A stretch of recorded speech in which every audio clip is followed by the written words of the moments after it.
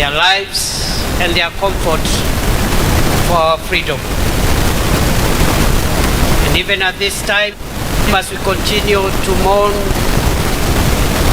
the departure of our former Prime Minister, one of the greatest Kenyans to ever walk on our soil, we remember many more, those who have gone before us for selflessly protecting our sovereignty, defending our dignity, and emancipating the black person from colonial domination, for expanding our political rights and freedom, and expanding and perfecting our democracy.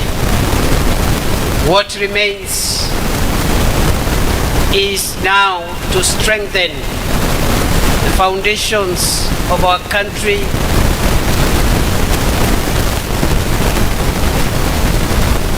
perfect the economic well-being of the people of our country. And as you lead us, Your Excellency, the future of Kenya looks certainly good because of the labor that those who came before us have put, and because of the labor that you continue to put, Your Excellency, and putting us together, even as we take the vision of our forefathers forward. Baito Muyaseo, Baito Muyaseo, Muyaseo Enge, Muyaine Museo.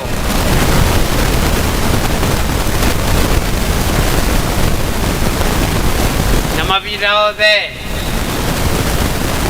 Your Excellency, on this very special day in the history of our country. Mr. President, welcome. Karibu sana Mheshimiwa Rais.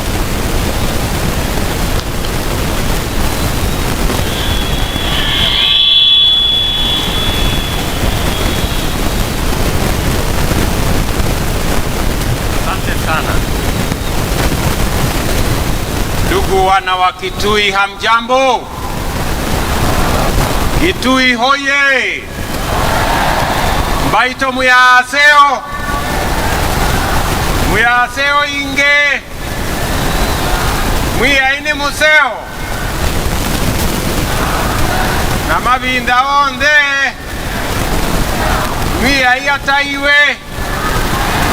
Bwana Yesu asifiwe. Hebu nione kwa mikono. Bwana Yesu asifiwe. Asanteni sana, tunaweza kuketi chini.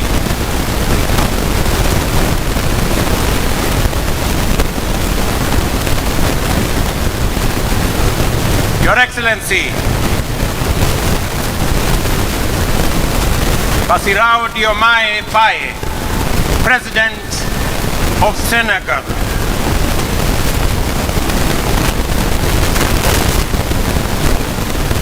Your Excellency, Madam Adriano Alfonso Melain, Prime Minister of Mozambique, Excellencies, distinguished ladies and gentlemen, fellow citizens, before I make my statement, wakati tulikubaliana na tukaamua ya kwamba sherehe ya Mashujaa mwaka wa 2025 itafanyika hapa Kitui kwa mara ya kwanza,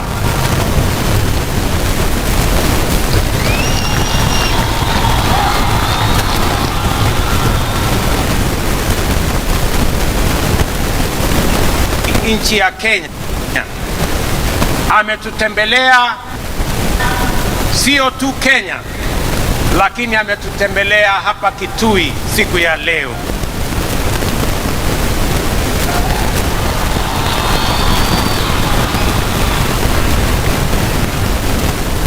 Na vile vile nilimuuliza rafiki wetu mwingine, Rais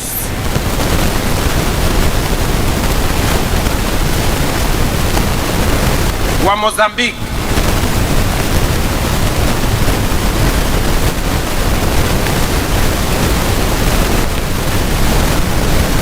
na kwa heshima kubwa alikuwa na shughuli nyingi, lakini ametuma Prime Minister. Munawakaribisha hao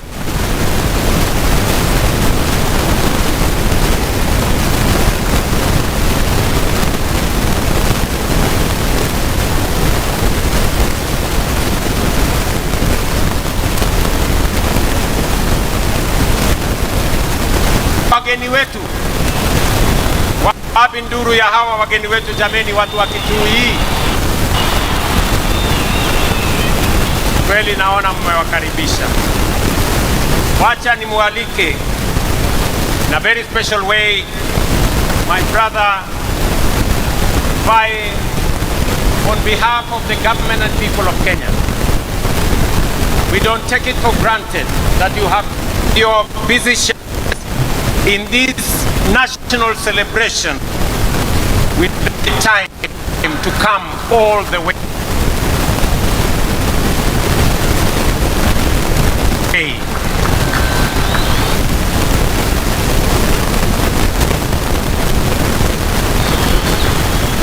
I will now request you, Mr. President, to make some remarks as we celebrate our Heroes Day here in Kitui in Kenya. Welcome.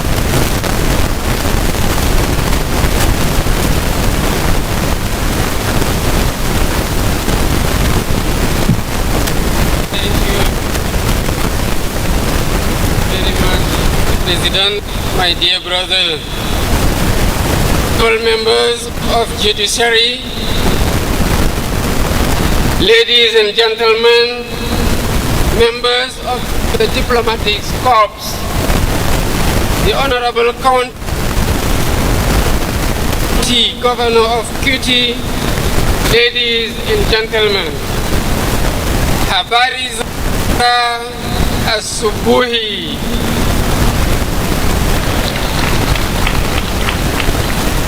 Before I begin, I would like first to take this opportunity to renew the heartfelt condolences in the political history of Kenya.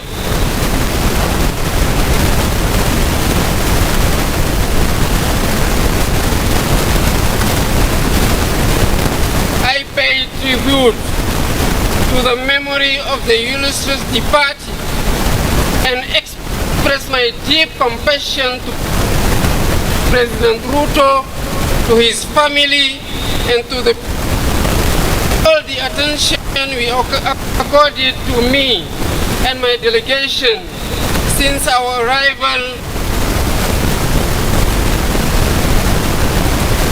in this brotherly country, home to the wonders of Masai Mara and Kilimanjaro. I am here in the invitation of my brother, President William Ruto, as a guest of honor on this day celebrating Kenyan heroes. I express my gratitude to him for this gesture that shows the excellent quality of relations between our two countries. I'm also here because I'm deeply committed to the duty of remembrance. Our heroes deserve all honors. They deserve our respect. They deserve our admiration. The celebration of Kenyan heroes who risked their lives fighting for the independence of their country is a great tribute that commands respect and pride. The members of Mau Mau National Liberation Movement suffered fierce repression at the hands of those whose sole aim was to perpetuate the colonial order. Jomo Kenyatta, Asheng Oneko, Bildad Kagia, Fred Kubai, Kangu Kurumba, Paul Kay and their companions suffered the worst horrors of the colonial power, leading to the death of thousands of Kenyans, countless arrests, torture, and massive, but also and above all about struggle, dignity, and justice too long delayed. I would like to say this opportunity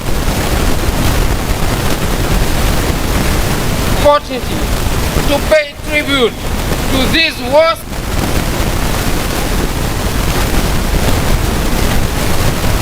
sons and daughters of Kenya and African, whose memory must be etched out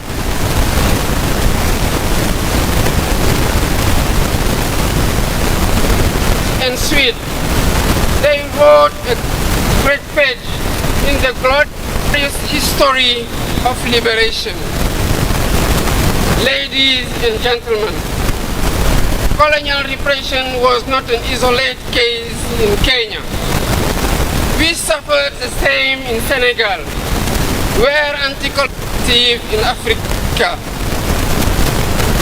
Our fellow countrymen suffered unspeakable repression. For instance, on December 1944 at Charoy Black Barracks, innocent and unarmed Senegalese riflemen, along with their brothers in arms from other African countries, were massacred by the colonial power. Their only crime was to demand the payment of their allowance, bonuses, and other entitlements. This was one of many premeditated criminal acts, heroes and founding fathers of our nation.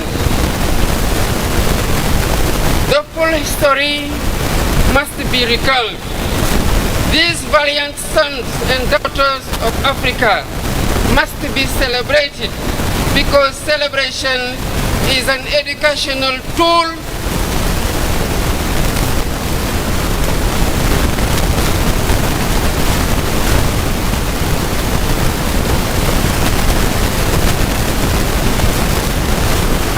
of our past injustice.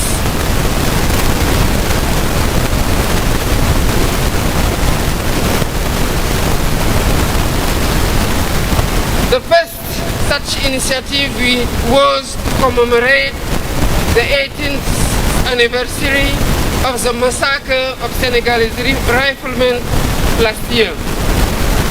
We are preparing to mark the second edition on December next, in communion with the 16 other troops contributing nations to the regiment commonly known as Senegalese Riflemen. Ladies and gentlemen, to consolidate these various remembrance initiatives on the African continent, it is vital that we develop synergy in our efforts. I am on the view that to reclaim our history and restore the memory and dignity of these valiant Africans, we need to take several steps, including: first, build monuments and museums in honor of our heroes to serve as open spaces of reverence and remembrance. Second, build documentation and research centers to keep records, testimonies, and narratives about our heroes, while supporting research and education on this history of great African resistance fighters against slavery, colonialism, and worst form and injustice. Third, our streets, public squares, and buildings should bear the names of our heroes so that their sacrifice and faith of arms be etched into our daily life and collective history. Fourth, teach our history in our education curricula.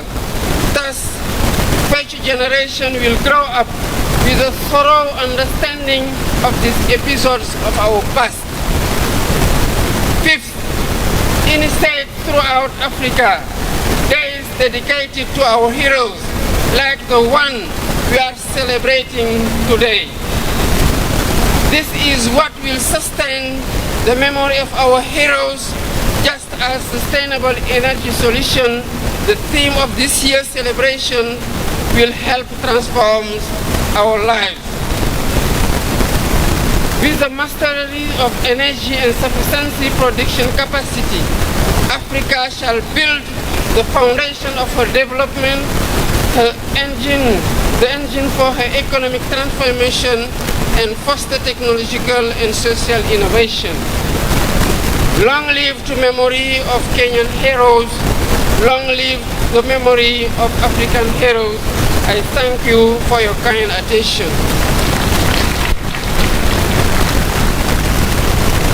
Wapi makofi ya Rais wa Senegal jameni. Asanteni sana. Sasa nimuite kwa heshima kubwa Mama Prime Minister wa kutoka nchi ya Mozambique. You're welcome, Your Excellency, to make your statement. Please.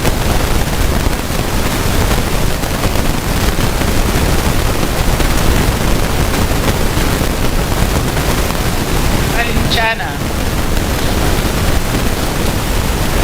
Sua Excelência William Ruto, Presidente da República do Quênia. Sua Excelência Bassirou Faye, Presidente da República do Senegal. Excelências, minhas senhoras, meus senhores, todo o protocolo observado. Your Excellency William Ruto, President of the Republic of Kenya. Your Excellency Bassirou Faye, President of the Republic of Senegal. Excellencies, ladies and gentlemen, all protocols observed. Iniciamos a nossa intervenção transmitindo as calorosas saudações e cumprimentos de Daniel Francisco Chapo, Presidente da República de Moçambique, a todos aqui presentes e em particular ao povo amigo e irmão queniano que hoje celebra o Mashujaa Day, Dia dos Heróis. I begin my remarks by conveying warm greetings and best wishes from His Excellency Daniel Scott Chapo, President of the Republic of Mozambique, to all those present here today, and in particular to the friendly and brotherly people of Kenya, who today celebrate Mashujaa Day, the Day of Heroes. Manifestamos os nossos mais sentidos pêsames e condolências ao povo, governo queniano e a família enlutada pelo desaparecimento físico de Sua Excelência Raila Odinga. We extend our deepest condolences and heartfelt sympathy to the people and government of Kenya and to the bereaved family on the passing of the late Right Honorable Raila Odinga. Com seu desaparecimento físico, Quênia e todos os países africanos perdem um verdadeiro nacionalista cuja voz continuará a ecoar na luta por uma sociedade mais justa e democrática. With his passing, Kenya, and indeed all African nations, have lost a true nationalist whose voice will continue to resonate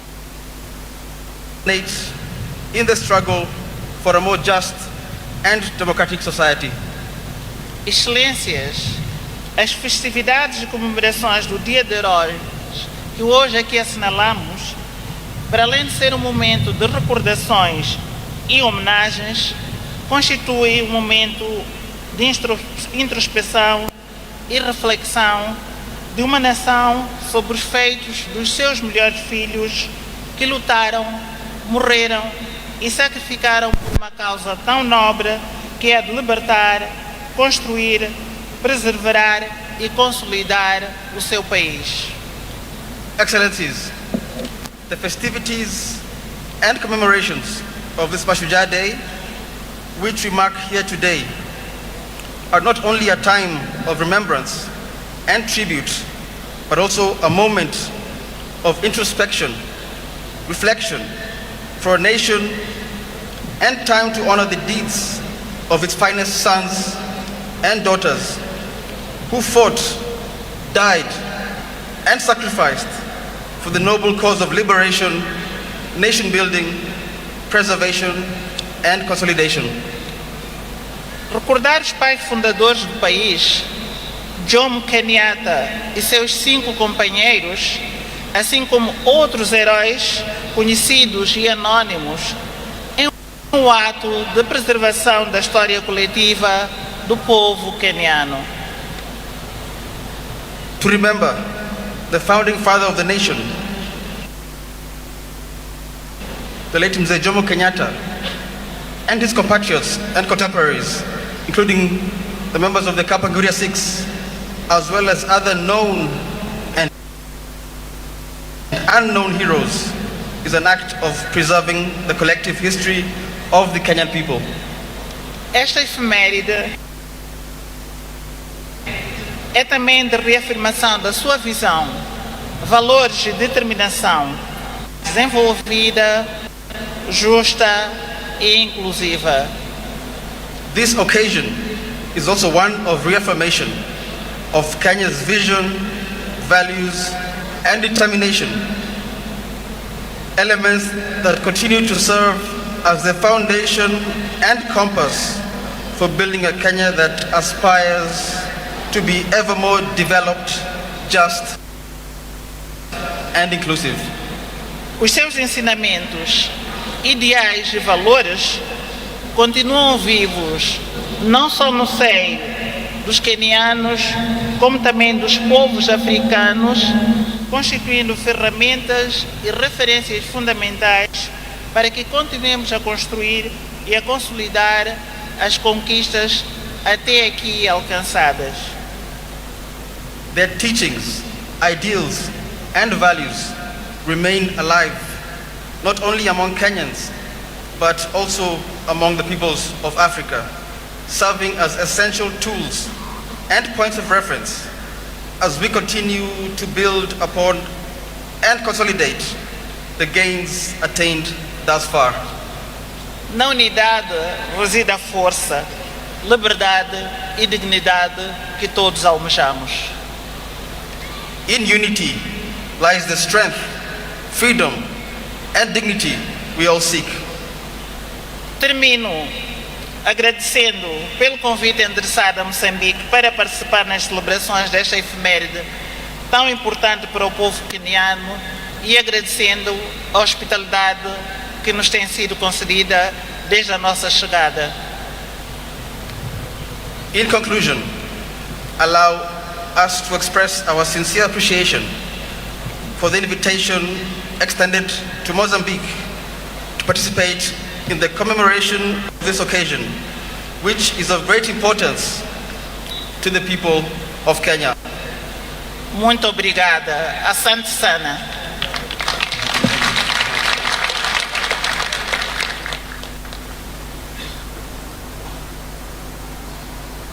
Asante sana Mheshimiwa Prime Minister. Wapi makofi ya mama Prime Minister wa kutoka Mozambique jameni, asanteni sana. Today we gather as a nation, as one people, here at Ithokwe Stadium in Kitui to celebrate Mashujaa Day, our National Heroes Day. Mashujaa Day is an occasion for remembrance, for celebration, and for reflection, and also a day for renewal. As you all know, yesterday we bid farewell to one of our country's most consequential and impactful sons, a towering statesman, a resolute patriot, and a quintessential hero, the Right Honorable Raila Amolo Odinga, our former Prime Minister. This is the man, the legend and the Pan-Africanist to whom we dedicate this Mashujaa Day.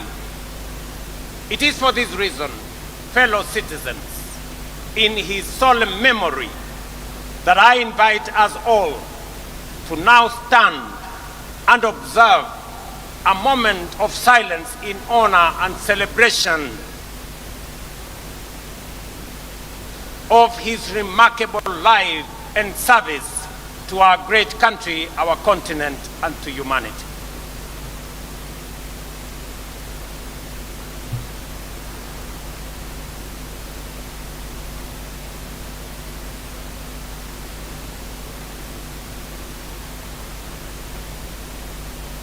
Our motherland, Kenya, Raila Amolo Odinga aspired and labored for a Kenya that is free, that is fair, governed by the rule of law, and filled with limitless opportunity for all of us. Baba envisioned and fought for a nation where, in the immortal words of our national anthem, justice is everyone's shield and defender, where we all dwell in unity, peace, and liberty, and a Kenya that has plenty within its borders. It goes without saying that it is precisely because of great and irrepressible giants like Raila that we find within ourselves the courage and inspiration to go further, to dream bigger, and to pursue higher ideals. For greatness and nobility are never achieved by settling for the ordinary or the comfortable. They are seized by those who dare to push the frontiers of possibility, by those who refuse to be confined by what is, but instead reach boldly for what could be. It is in that restless, relentless pursuit of higher ideal, in that unyielding spirit of aspiration, that humanity advances and nations rise. For it is only by stretching beyond our limits that we discover our true strength and fulfill our full destiny. Reflection. And as the nation continues to observe the 7 days of mourning on the passing of our former Prime Minister, it is both fitting and worthy that we anchor this year's Mashujaa celebration in the extraordinary and consequential life of our departed legend, the Right Honorable Raila Odinga. In honoring his memory, we also draw from his journey of enduring lessons of courage, service, and unyielding love for country. The first lesson that Baba taught us is to put country above self. Time and again, he reminded us that no disagreement is greater than our unity, no ambition more important than our peace, and no personal interest higher than the welfare of our nation. He famously declared that he would shake the hands of his rivals, whether he won or lost, because he loved Kenya more than he loved Raila Amolo Odinga. That was the measure of the greatness of a man. Early this year, when I invited him to address our cabinet retreat, Baba reiterated the need to ensure, above all else, that Kenya remains a stable and a secure nation. He reminded us that we may hold lofty visions and great ambition, that we may dream big, daring dreams, but without a country and a stable political environment, they would remain mere wishes. Perhaps more significantly, he told us that an imperfect nation striving for perfection is far better than one that is consumed by chaos and anarchy. And he could readily point to countries in our region that were once stable, but later descended into turmoil and disorder, and decades on, they are yet to regain their stability. There are people still enduring untold suffering and loss. This is the critical lesson that those who criticized and faulted Baba for working with us to stabilize the nation forget or refuse to acknowledge, or they just simply don't care.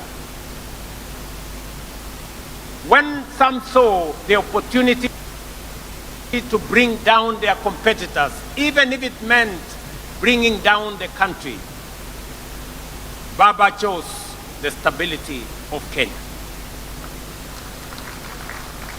For Agwambo, the specter of a failed state was too grave to contemplate.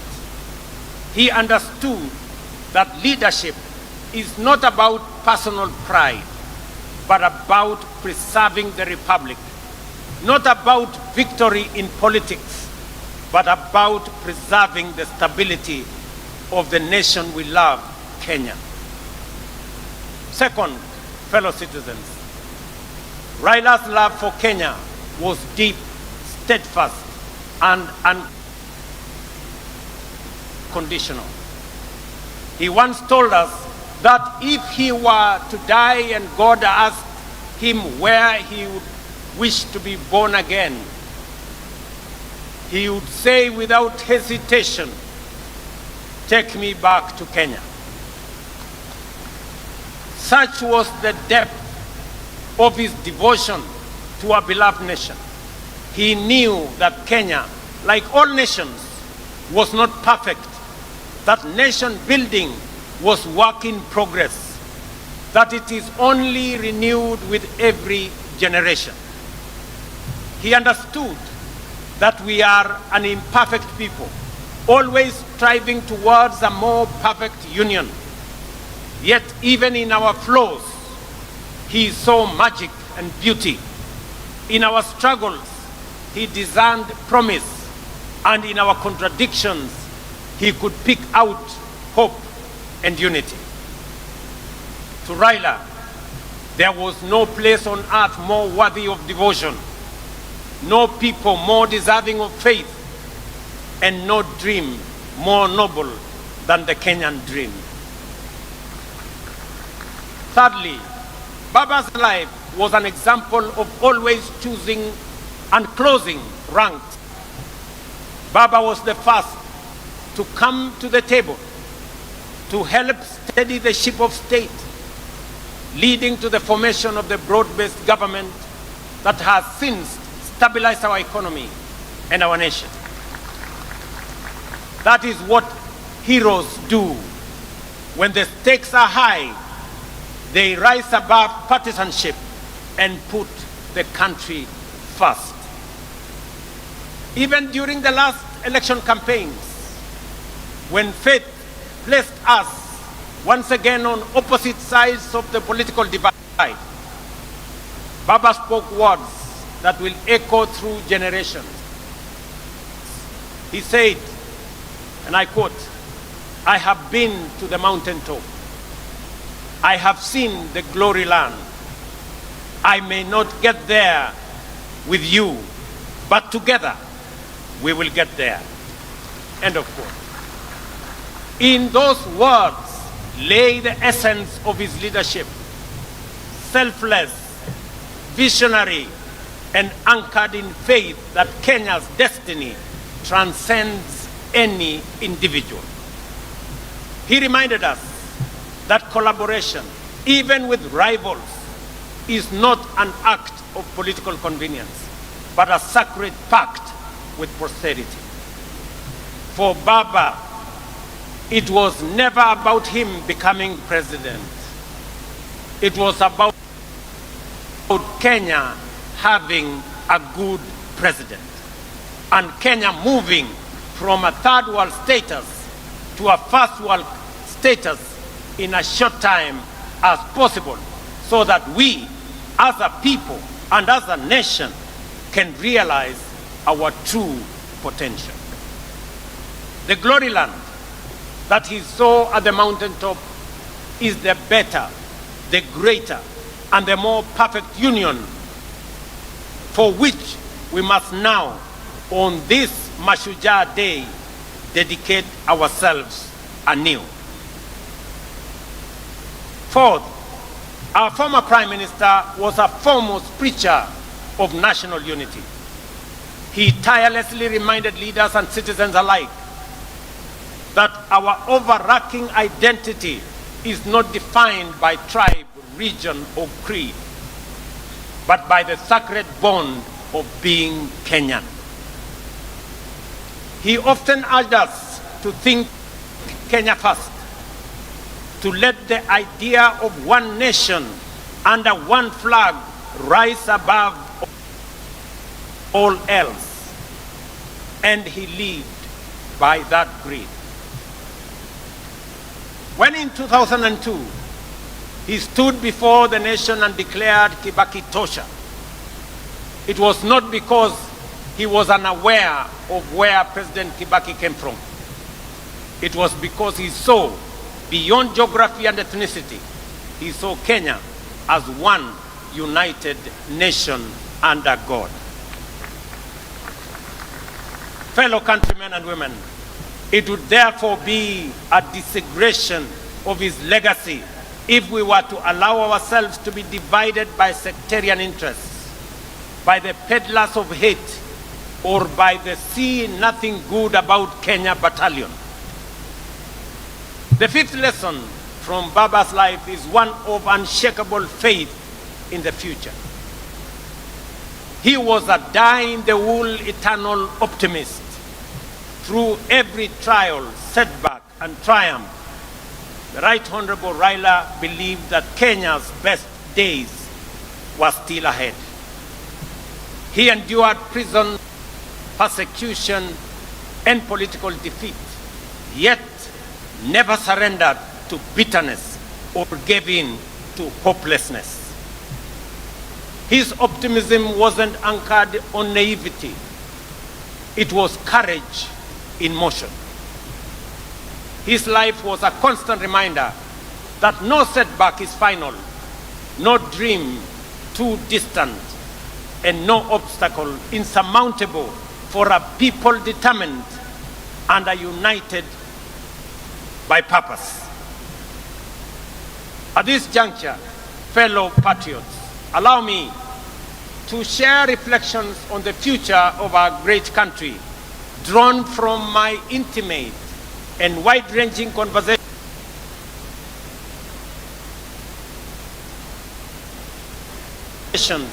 with the Right Honorable Raila Amolo Odinga in the final months, and at times frustration about the pace of our national progress. He would often wonder why nations like South Korea, Singapore,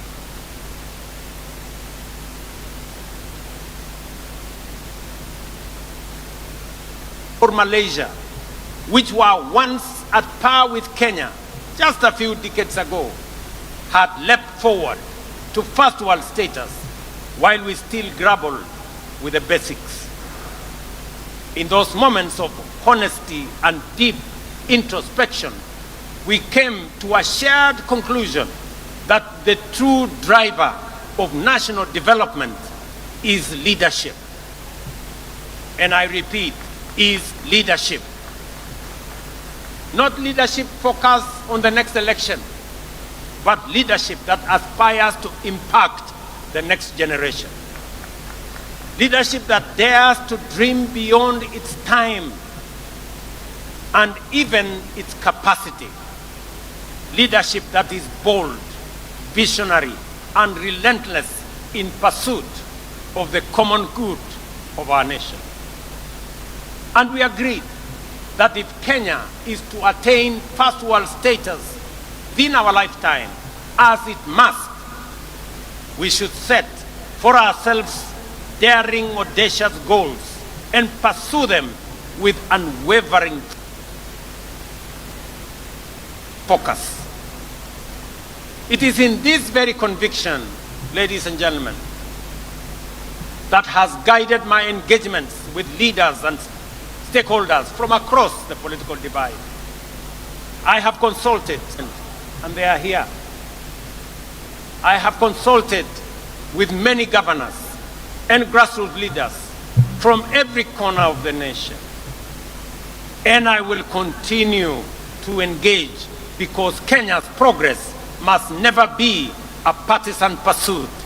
It is a national inclusive mission. Through these deliberations, I have arrived at a clear conclusion that although we have made commendable progress in stabilizing the nation over the last 3 years, the time has come to take the country to the next level. And to do so, we must act decisively on at least 3 national priorities. Our first priority is food security.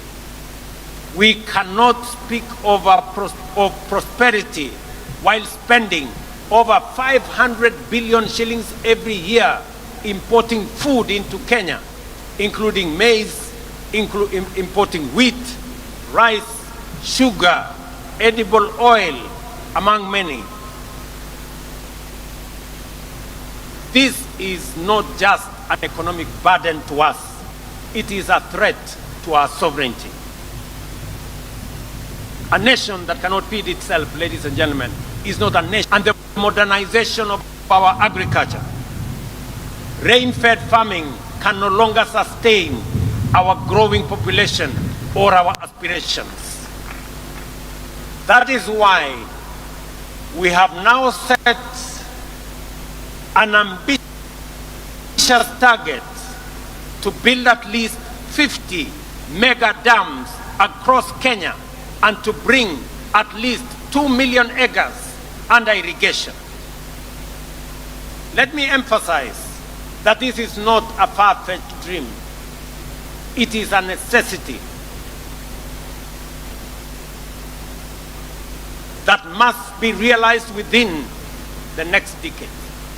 We must become not only a food secure nation, but also a major exporter of farm produce in the coming years. We have many markets that we have negotiated. We have the American markets under ACOA. We have the Chinese market that is now open for us. We have the European market that we have negotiated under the Economic Partnership Agreement. We have the Africa Continental Free Trade Area market of 1.4 billion that we can export to. Our second priority is enhanced value addition, agro-processing, and manufacturing through industrialization. To transform Kenya into a prosperous, job-creating, wealthy nation, we must become a country that makes things, not merely buys or imports them. A country that exports finished products, not raw materials.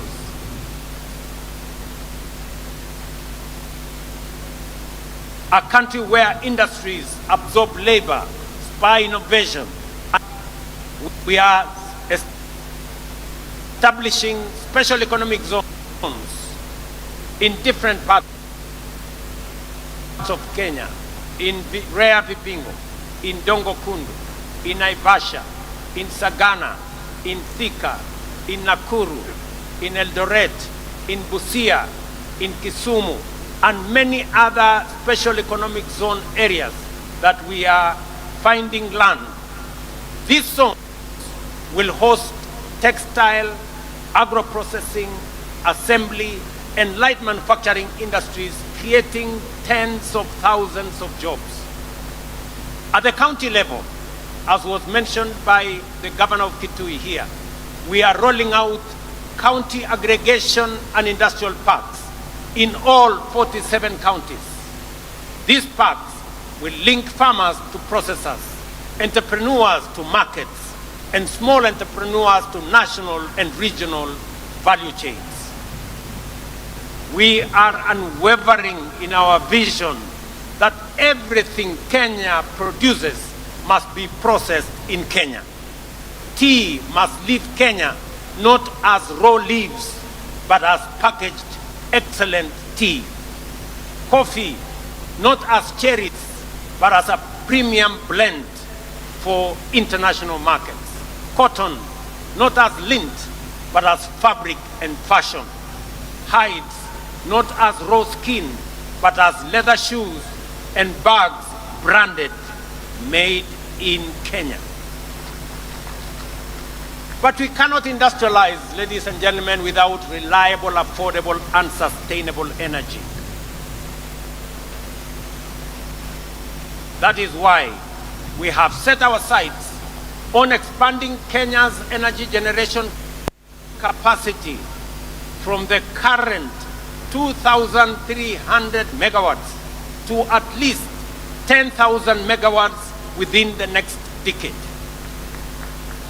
As a former Minister for Energy, Raila Odinga was a strong advocate for the rapid expansion of our energy capacity through multiple sources, including hydro, geothermal, solar, wind, and also energy. Just for the record, already a lot of research is going on the development of the first nuclear energy plant in Kenya, in Siaya County. With abundant energy, we shall power factories, light every home, and drive Kenya to become the industrial hub of East Africa and the continent. As the Minister for Roads and Public Works and Housing under the late President Kibaki often reminded me that no economy can flourish without world-class infrastructure. It is in this context that we have committed to dual at least 1,000 kilometers of major highways, including the Rironi, Nakuru, Mau Summit, Eldoret, Malaba Road, Makutano, Embu, Meru Road, Tengela, Namanga Road, Mombasa, Nairobi Highway, and Maroa, Nanyuki, Isiolo roads, among others, and construct an additional 10,000 kilometers of new tarmac roads linking counties, linking farmers, traders, and manufacturers to markets across the nation, and complete the standard gauge railway from Naivasha to Kisumu and onward to Malaba, seamlessly connecting Kenya to Uganda, Rwanda, Burundi, and DRC, the very heart of the Africa Continental Free Trade Area dream. Fellow citizens, to some, these projects may seem too ambitious, perhaps even out of reach. But this is precisely where bold, visionary, and heroic leadership comes into play, the kind that Raila Odinga embodied. It is the reason that on this Mashujaa Day, in recognition of his extraordinary contribution and enduring legacy, the government and the people of Kenya inscribe Raila Odinga's name among the foremost of our heroes under the public seal of the Republic of Kenya. On behalf of a grateful nation, and through the authority vested in me as president, I have today posthumously conferred upon the Right Honorable Raila Odinga the highest honor of the Republic, the Chief of the Order of the Golden Heart of Kenya.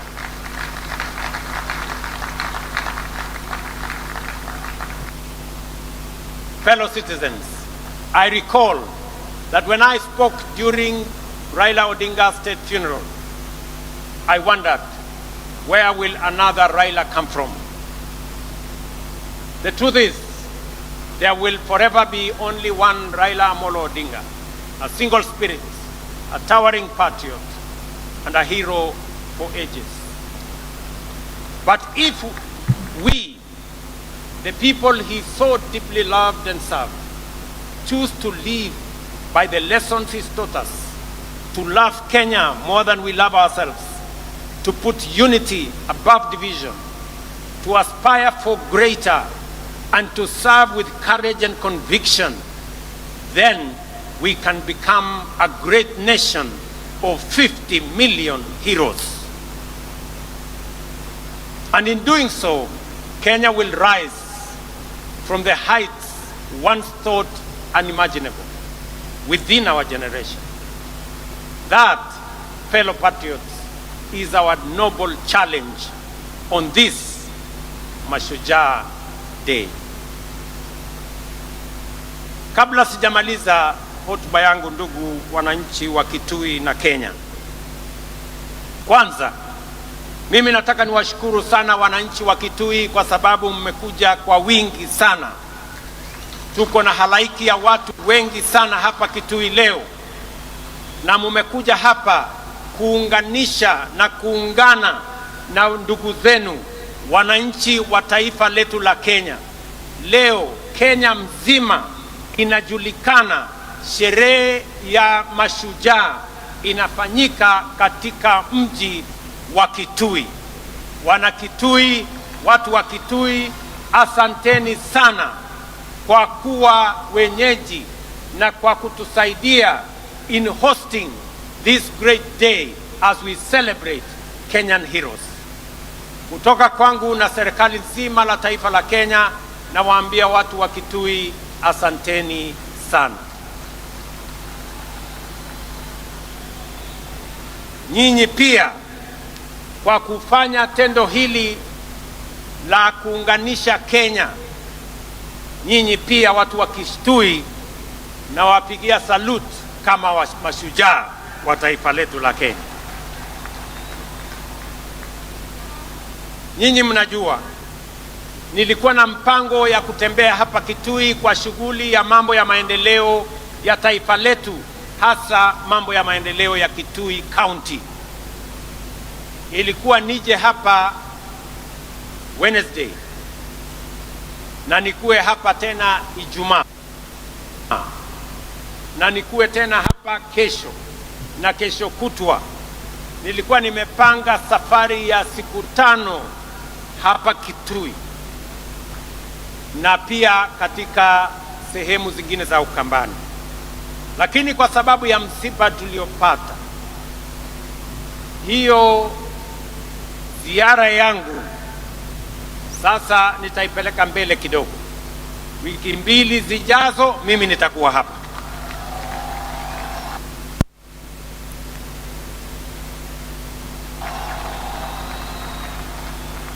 Mimi nitakuwa hapa, na nitakuwa hapa makusudi kwa sababu Kitui, Ukambani kwa siku nyingi imewachwa nyuma. Na nataka mnisikize jameni, ndugu zangu watu wa Kitui. Sisi ni wananchi wa taifa moja. Sisi ni wananchi wa nchi moja, taifa letu la Kenya. Siasa ya zamani ya ubaguzi, siasa ya migawanyiko na chuki na ukabila ndio imetuletea hasara ya sehemu zingine za Kenya kuachwa nyuma kwa sababu ya siasa duni ya kubagua wananchi wengine.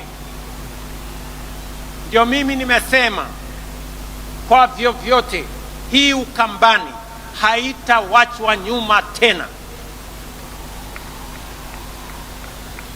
Mnanielewa? Wacha nirudie maneno ya zamani ya kusema sijui bomwe sijui betwe Ukambani ikabaki nyuma, haitatendeka tena. Nasikia hata kuna wengine wanajaribu kueneza siasa ndogo ati maskini jeuri. Iko maskini jeuri ya kufanya nini? Hakuna umaskini itabaki hapa Ukambani. Tunataka tuungane, tushirikiane, tufanye kazi kwa pamoja. Nataka munisikize ndugu zangu, watu wa Ukambani. Hii stadium tulijenga kama serikali ya Kenya. Tumeweka hapa milioni 750 tujenge hii stadium na bado haijakamilika. Tangojea pengine miezi moja ikikamilika, tujenga kila mahali, tumeweka parking nzuri, itakuja kufungua rasmi ikiwa imekamilika. Na ni kwa sababu tunafanya hivi sio Ukambani peke yake. Tunafanya hivi katika taifa letu la Kenya. Pia nimeamrisha wizara ambayo inahusika na michezo pia tujenge stadium kama hii pale Machakos, na tujenge stadium kama hii pale Wote, pale Makueni, kwa sababu nchi ya Kenya ni nchi ambayo inajulikana na ni mashuhuri kwa mambo ya michezo. Na sababu hiyo stadium and infrastructure ya mambo ya michezo lazima tuwe nayo. Wewe Waziri Mvurya, najua vile utafanya tukamilishe hii, ili mapema mwaka ujao tuanze Machakos na tuanze pale Makueni, kwa sababu tunataka Ukambani itembee sambamba na sehemu zingine za taifa letu la Kenya. Hapa vile vile tumejenga ikae kama viwanja zingine za ndege sehemu zote za Kenya. Hapa vile vile kiongozi gavana amesema kuna barabara tulisema tumetengeneza. Kuna zingine zimekamilika, kuna zingine bado. Mimi nataka niwahakikishie yale yote ambayo tuliweka katika mpango yetu tutakamilisha, kwa sababu tunataka wakati tunabadilisha Kenya pia Ukambani inabadilika. Sio hivyo peke yake. Nyinyi mnajua ya kwamba mulituuliza tujenge barabara kutoka Kibwezi, na mulisema hiyo barabara iende mpaka ishikane kule Mwingi. Hiyo barabara tulijenga ikakuja ikakwama mahali fulani pale, mahali inaitwa kwa siku ama ni kwa nani, kwa siku hapo. Sasa mimi nataka niwatangazie mahali hiyo barabara ilikwama. Sasa nimetafuta pesa ya kuikwamua, kujenga ifike Migwani mpaka ifike Mbondoni, iungane na barabara ya kwenda Garissa. Tunaelewana jameni? Na nishamwambia Waziri Davis Chirchiri yuko hapa kwamba hiyo barabara sitaki tena mambo ya barabara hiyo kukwama. Tunataka tukamilishe hiyo barabara, kwa sababu mpango yetu ni kuhakikisha ya kwamba Kenya inasonga mbele.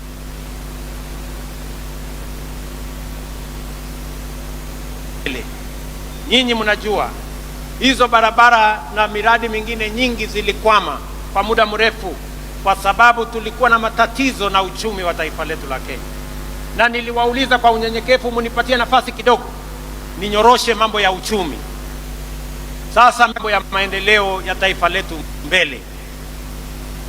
Vile vile viongozi wetu hapa walituuliza ya kwamba kuna barabara ingine ya kutoka Chuluni kwenda Zombe mpaka Mwitika Hiyo barabara vile vile sasa tuko na contractor na tutawajengea hiyo barabara, kwa sababu tunataka tuhakikishe watu wa Kitui East, na mimi najua mbunge wenu Bwana Nimrod Mbai yuko hapa, ni mtu msumbufu sana, ananiuliza hii barabara kila mwaka. Vile vile nimeongea na mama anaitwa Rachel Nyamai ya kwamba barabara ya kutoka Ikudha kwenda Mudha mpaka Mutomo, hiyo barabara pia tuijenge, na tayari tumepata contractor wa kujenga hiyo barabara.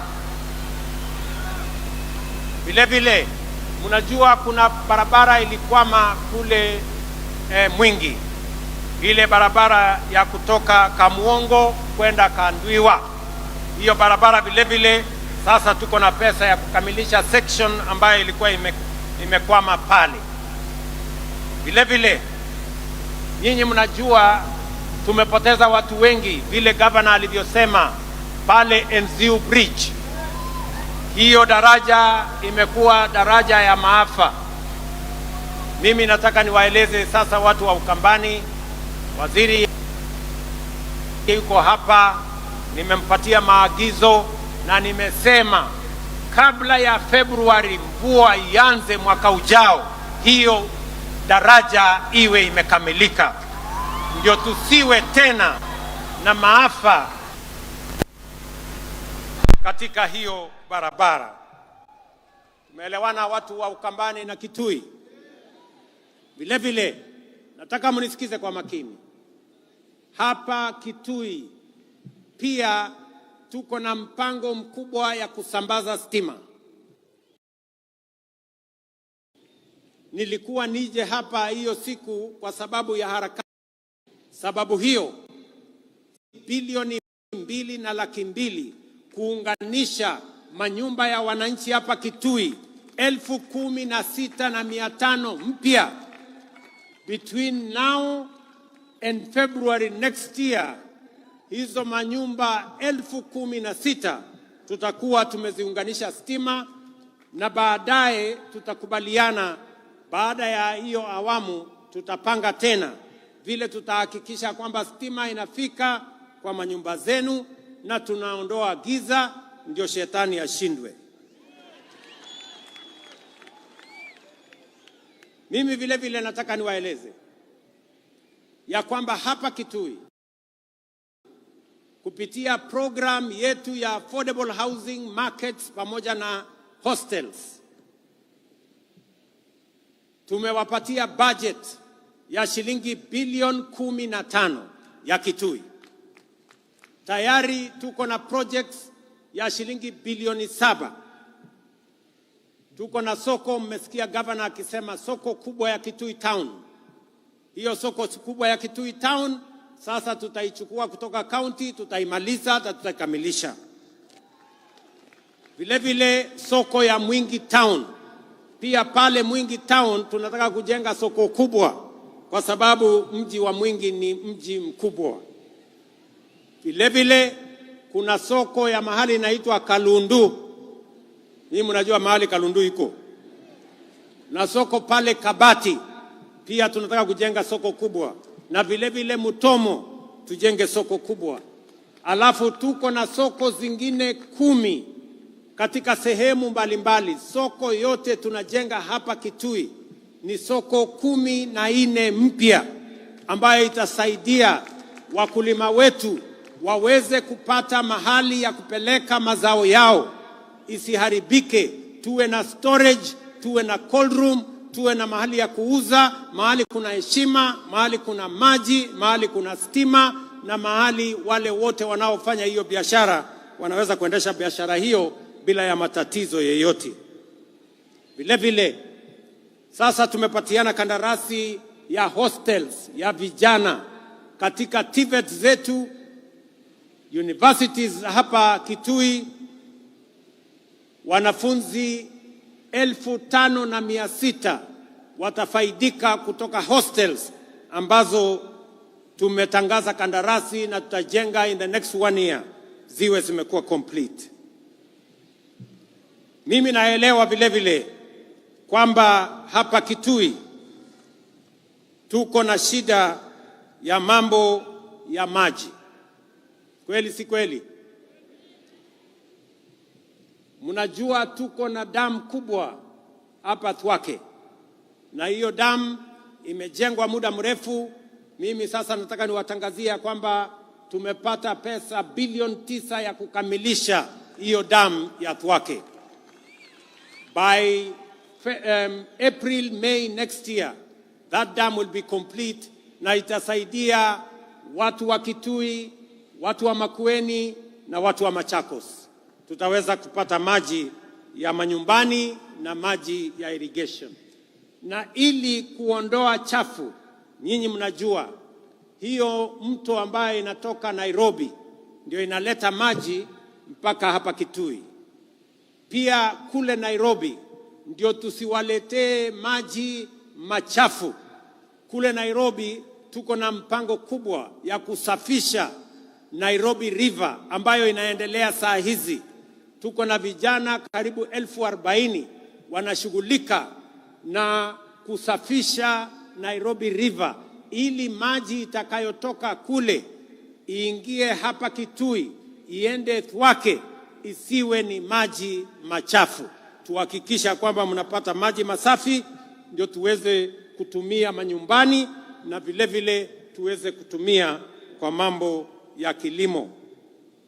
Vile vile umesikia kiongozi wamesema ya kwamba pia Umadam. Hii Umadam ilianzishwa miaka 15 iliyopita. Sasa hii ni aibu kidogo. Hii dam jameni, mimi nataka tumalize hii dam by next year, hata kama haijafika mwezi wa 4 tumalize hiyo dam. Hii dam haiwezi kuwa inajengwa watoto watazeeka tukijenga hiyo dam. Kwa hivyo mimi nimemwambia waziri, na waziri yuko hapa, Bwana Muridhi, mambo ya hiyo dam, whatever it takes, we must get the resources and complete that dam, kwa sababu watu wa Kitui wanahitaji maji kutoka dam hiyo ya hapo Uma. Na vile vile niwaeleze ya kwamba tayari tuko na mpango ya dam ya High Grand Falls ambayo iko kati ya kaunti yenu ya Kitui na kaunti ya Tharaka Nithi katika sehemu ile ingine. Katika zile dams 50 ambazo nimesema tutazijenga, mega dams, just like Thwake, one of them is going to be the High Grand Falls Dam that we are now planning on how we are going to complete that dam. Nataka kusema mambo mawili ya mwisho. Nyinyi mnajua tumesema ya kwamba tunataka mambo ya afya isiwe ni starehe ya watu matajiri ama watu walio na kazi ama wale wako na uwezo. Tunataka afya iwe ni haki ya kila Mkenya. Na sababu hiyo ndio tumeweka mpango mpya wa universal health coverage ambayo itahakikisha kwamba kila Mkenya anaweza kwenda hospitali yeyote atibiwe na mpango wa serikali iweze kulipia gharama ya hospitali. Watu wa hapa Kitui katika orodha yetu ama statistics yetu, watu wa Kitui ambao mmejiandikisha kwa SHA ni watu 405,000. Watu 405,000 wamejisajili kwa watu 1,100,000, kumaanisha 36% ya watu wa Kitui wamejiandikisha. Mimi nataka niwaulize wananchi wa Kitui, kujiandikisha ni bure. Wewe ujiandikishe. Ukijiandikisha itatusaidia kujua madawa ambayo inahitajika ni kiasi gani, wauguzi ni kiasi gani, equipment ya kutumia katika matibabu ni kiasi gani. Na vile vile tumeweka pesa ya serikali kusema kila mwananchi, wewe mtu ya Kitui, ukienda kwa hospitali na umejiandikisha kwa SHA, utoe evidence yako kwamba umejiandikisha kwa SHA, utatibiwa, utadungwa sindano kama ni kudungwa sindano, ama upatiwe dawa kama ni kupatiwa dawa, na serikali ya Kenya itakulipia, usilipe chochote. Na kama kuna hospitali inalipisha wananchi, mimi nataka wananchi wapige ripoti kwa polisi, kwa sababu gharama ya hospitali, tumeweka pesa ya serikali ya kulipia gharama ya hospitali kwa Wakenya wote. Kitui, mnanielewa? Kitui, mnanielewa?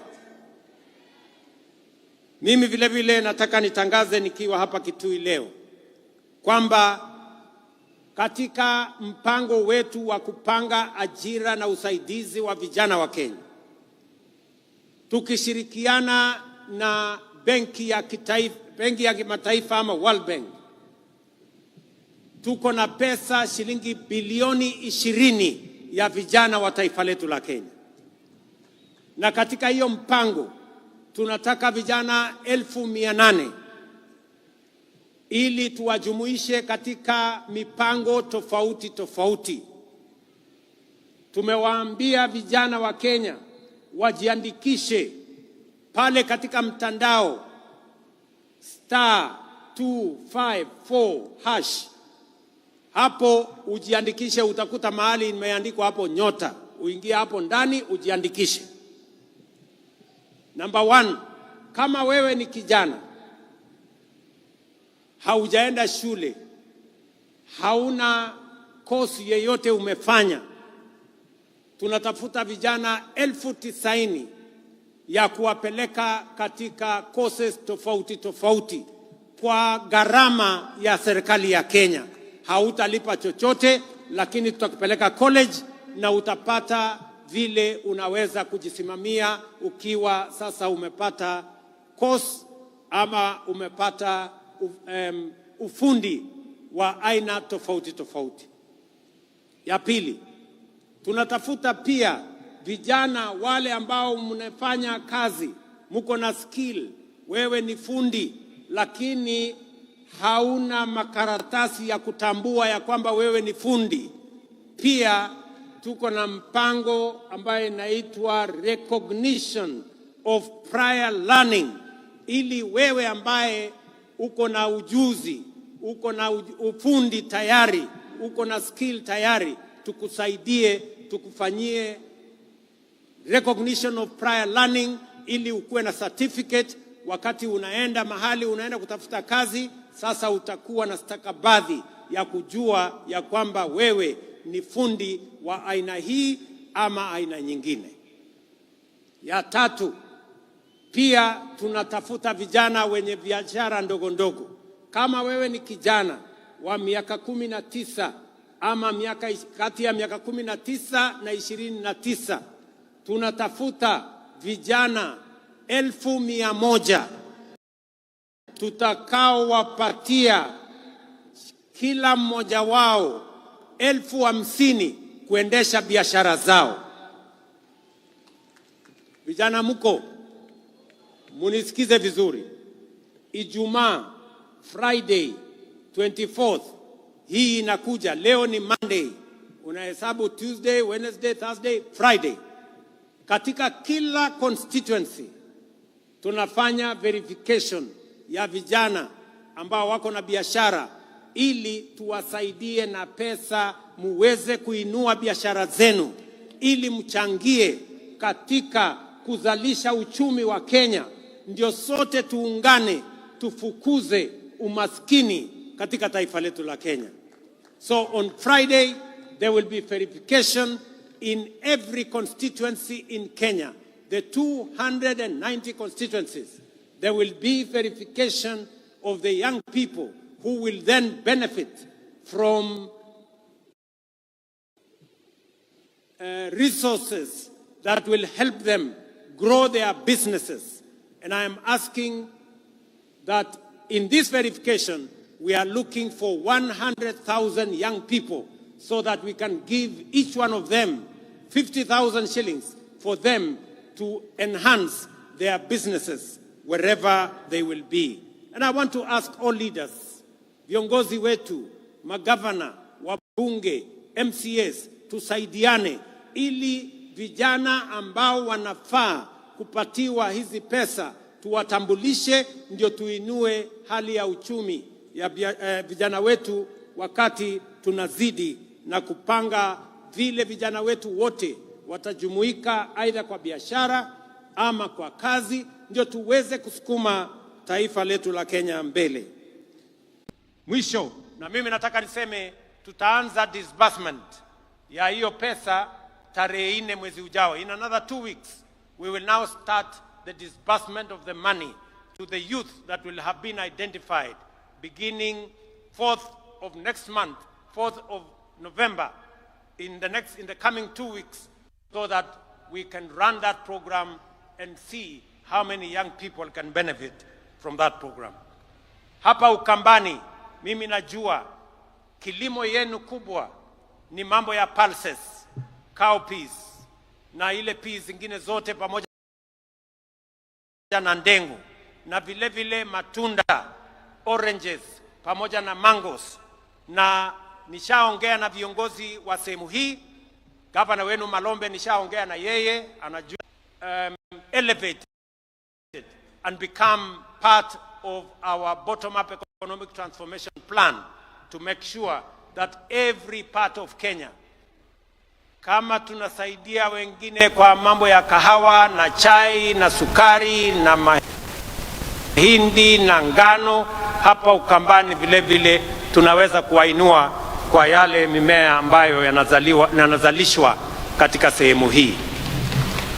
Ndugu watu wa Kitui, mimi nataka nimalizie kwa kuwauliza jameni, na wauliza ninyi watu wa Kitui, nikiwauliza ndugu zetu wote wa taifa letu la Kenya, imefika wakati katika taifa letu la Kenya, vile nimesema, tuwache kuagiza vyakula kutoka nje.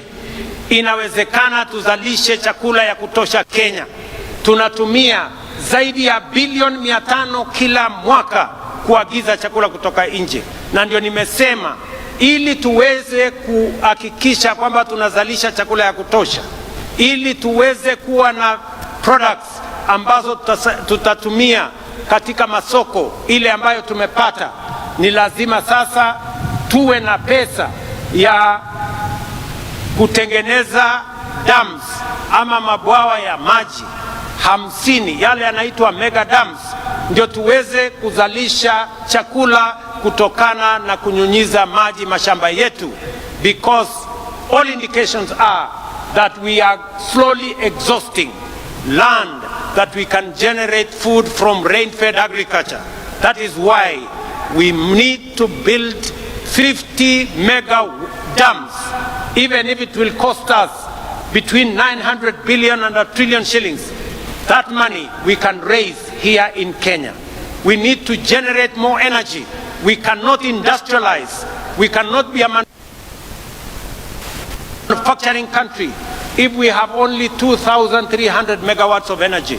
We need to generate, at the minimum, 10,000 megawatts so that we can power our industries. We can power our agro-processing and value addition and create products that we are going to export to the markets that we have already negotiated.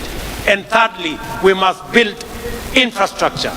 The late Raila Odinga told us, you cannot be a progressive first world country without first world infrastructure. We need to do more roads. That's why I've said we need to do 10,000 kilometers of tarmac. We need to do more dualing of roads. We need to do our airports. We need to do infrastructure that is going to support the progress and the prosperity of our nation.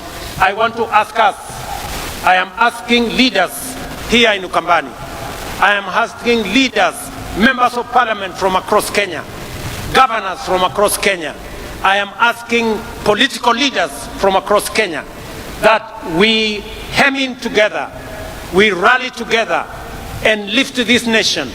Kenya is ripe for transitioning from a third world country to a first world country, because we have what it takes and we have the resources that will lift this country forward.